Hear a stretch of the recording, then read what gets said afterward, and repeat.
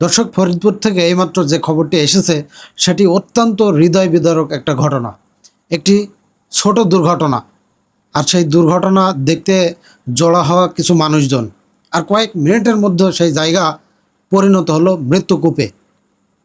দর্শক, কিভাবে মাত্র কয়েক মুহূর্তে 5টি প্রাণ ঝরে গেল সেই পুরো ঘটনাটাই আপনাদেরকে বলবো।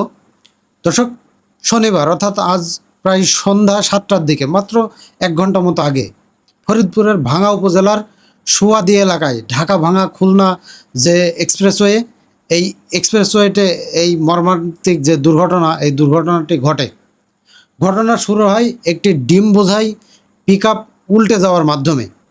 পিকআপটি উল্টে যাওয়ার পর আশপাশের অনেক মানুষ সেখানে ছুটে যায়। কেউ ডিম কুড়াতে যায়, আবার কেউ শুধু কি হয়েছে সেটা দেখার জন্য ওই স্থানটিতে ভিড় করে। তো দর্শক, ঠিক সেই সময় খুলনাগামী নড়াইল এক্সপ্রেসের একটি যাত্রীবাহী বাস নিয়ন্ত্রণ হারিয়ে সোজা সেই ভিড়ের উপর উঠে যায়। মুহূর্তের মধ্যেই চারিদিকে চিৎকার, আর্তনাদ আর বিশৃঙ্খলা ছড়িয়ে পড়ে। ঘটনাস্থলেই 4 জন মারা যায়। পরে হাসপাতালে নেওয়ার পর আরও 1 জন মৃত্যুবরণ করেছে। সব মিলিয়ে নিহতের সংখ্যা এই মুহূর্তে 5 জন। এছাড়া অন্তত 15 থেকে 20 জন আহত হয়েছেন, যাদের মধ্যে কয়েকজনের অবস্থা অত্যন্ত আশঙ্কাজনক। ফলে মৃতের সংখ্যা কিন্তু আরও বাড়তে পারে। তার কারণ দুর্ঘটনাটি ঘটেছে মাত্র 2 ঘন্টা। সময়ের সাথে সাথে মৃতের সংখ্যা আরও বাড়তে পারে বলে আশঙ্কা করা হচ্ছে। এই যে দুর্ঘটনাটি, এই দুর্ঘটনার যে খবর সেটি কিন্তু মুহূর্তেই এলাকায় ছড়িয়ে পড়ে।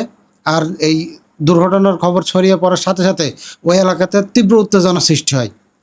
জনতা ক্ষুব্ধ, রাগান্বিত হয়ে যায় এবং নড়াইল এক্সপ্রেস যে বাসটি, ওই বাসটিতে তারা আগুন ধরিয়ে দেয়।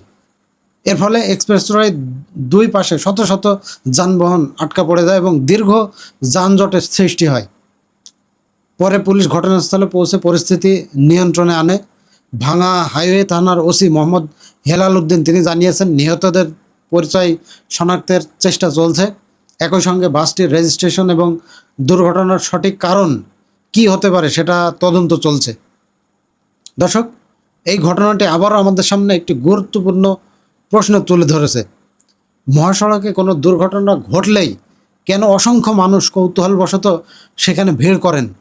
এতে উদ্ধার কাজ যেমন ব্যাহত হয়, তেমনি আরেকটি বড় দুর্ঘটনার ঝুঁকিও কিন্তু তৈরি হয়, যেটি আজকে হলো।